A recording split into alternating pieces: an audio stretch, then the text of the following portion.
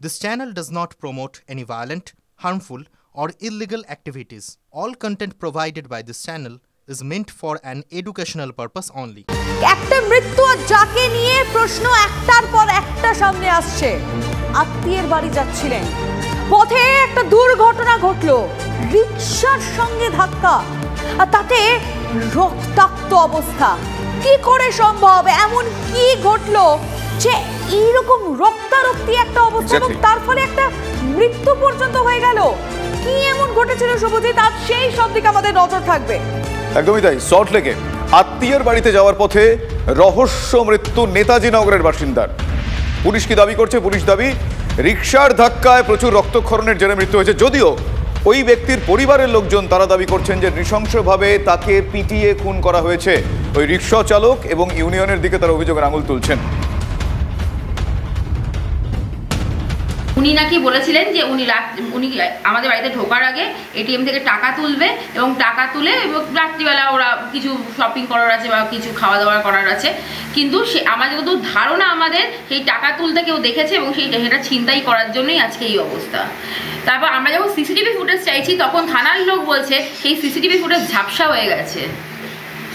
আপনারা দেখেছেন CCTV footage? না, বলছি ঝাপসা হয়ে গেছে।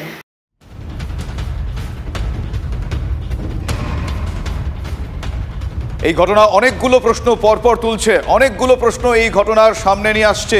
মৃত ব্যক্তি ৬৭ বছরের শুভাশিস চৌধুরী, বেসরকারি সংস্থার অবসরপ্রাপ্ত কর্মী তিনি। পরিবার সন্দেহ করছে যে এটিএম থেকে টাকা তোলার পরই ছিনতাইয়ের চেষ্টা হয় আর তার জেরেই বৃদ্ধকে পিটিয়ে মারা হয়। পরিবারের দাবি মাথা থেকে পা বৃদ্ধের দেহে একাধিক আঘাতের চিহ্ন রয়েছে। আমার মনে হয় আমাদের রিপোর্টারদের থেকে কথা বলবো এই মুহূর্তে এবং তাদের থেকে আরো এই মুহূর্তে বড় বড় আপডেট আমরা নেব। এই মুহূর্তের বিগ ব্রেকিং, আমাদের দুই প্রতিনিধি আমাদের সঙ্গে রয়েছেন এই মুহূর্তে। সুজয় পাল রয়েছেন, সায়ন্ত রয়েছে। সুজয় পালের কাছ থেকে আগে জানার চেষ্টা করব এখনো পর্যন্ত এই ঘটনা নিয়ে কতদূর তদন্ত হয়ে গেল সুজয়? দেখো, যদি তদন্তের প্রশ্ন বলা যায় তাহলে এই ঘটনায় যিনি অভিযুক্ত রিকশা চালক বা বলা চলে ব্যাটারি চালিত রিকশার যিনি চালক, সেই মধু প্রধানকে বিধাননগর উত্তর থানা পুলিশ গ্রেফতার করেছিল এবং যে রিকশা দিয়ে এই ঘটনাটি অর্থাৎ মধু প্রধানের যে রিকশা, সেই রিকশাটিকেও তারা বাজেয়াপ্ত করেছিলেন এবং যেহেতু এই যে ধারায় মামলা করা হয়েছিল সেটি জামিনযোগ্য ধারা, ফলে পরবর্তী দিন তিনি জামিনও পেয়ে গেছেন, মধুপ্রধান জামিনও পেয়ে গেছেন, তেমনটাই পুলিশ সূত্রে খবর। আর কি করে মৃত্যু সেটা যে রিপোর্ট স্পষ্ট করবে, সেই ময়নাতদন্তের পূর্ণাঙ্গ রিপোর্ট এখনও পর্যন্ত পুলিশ বা পরিবারের সদস্যদের কাছে এসে পৌঁছয়নি, যেটা নিশ্চিত করতে পারবে যে তিনি দুর্ঘটনার জেরে তার মৃত্যু হয়েছে, অতিরিক্ত রক্তক্ষরণের জেরে মৃত্যু হয়েছে, নাকি তাকে পেটানো হয়েছিল। তদন্ত যে পর্যায়ে রয়েছে, পুলিশের দাবি যে ঘটনাটি ঘটেছে বিধাননগর পুরসভার সংলগ্ন একটি রাস্তা, অর্থাৎ যে রাস্তাটি তোমার করুণাময়ীর দিকে যাচ্ছে, সেই রাস্তাতে সেই জায়গাতে সেখানে ঘটনাটি ঘটেছে। পুলিশের দাবি এবং যারা রিকশা চালক, আমরা কিছু সময় আগে রিকশা চালক যারা রয়েছেন তার সহকর্মী অভিযুক্ত মধুপ্রধানের তাদের সঙ্গে কথা বলেছি, তারা যেটা বলছেন যে ২১শে জুলাই ওই মধুপ্রধান তিনি ২১শে জুলাই সমাবেশে গিয়েছিলেন, সমাবেশ থেকে ফেরার পথে এই ঘটনাটি ঘটে এবং যে জায়গাটি বললাম বিধাননগর পুরসভার ঠিক যাওয়ার পথে উল্টো দিকে যে বড় রাস্তা, সেখানে একটি খানাখন্দ ছিল বা সেখানে একটি গর্তে তার রিকশা পড়ে যায়।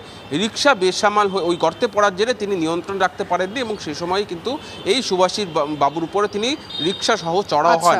পুলিশের দাবি বা স্থানীয় সূত্রে আমরা জানতে পারছি যে সময় ঘটনাটি ঘটে অভিযুক্ত মধুপ্রধান তিনি মদ্যপ অবস্থায় ছিলেন, তার জেরেই ঘটনাটি ঘটে। কিন্তু পরিবার দাবি করছে যে তেমনটা নয়, এই ঘটনার পেছনে রয়েছে গণপিটুনির অভিযোগ এবং পিটিয়ে তাকে হত্যা করা হয়েছে। কিন্তু পিটিয়ে হত্যার অভিযোগটির নিরিখে এখন এক্ষেত্রে সুজয় স্পেসিফিক্যালি কয়েকটা বিষয় এক্ষেত্রে আসছে। এক, তিনি যদি পড়ে গিয়ে থাকেন, মাথার পিছনে আঘাত এবং শরীরে একাধিক আঘাত রয়েছে, তার শরীরে একাধিক আঘাত রয়েছে, সেই বিষয়টা যে কারণে পরিবারের তরফ থেকে তারা সরাসরি এই অভিযোগটা তুলছেন যে শুধুমাত্র পড়ে গিয়ে তিনি আহত হননি, তাকে কোনো না কোনোভাবে তাকে মারা হয়েছিল, তার গায়ে হাত তোলা হয়েছিল, তাকে আঘাত করা হয়েছিল, সেই বিষয়টা একটা কনফিউশন রয়ে গেছে। পাশাপাশি সিসিটিভি ফুটেজ সেটা অস্পষ্ট, মেনে নিলাম অস্পষ্ট, সেটা কেন দেখানো হচ্ছে না? অস্পষ্টটাই দেখানো হোক।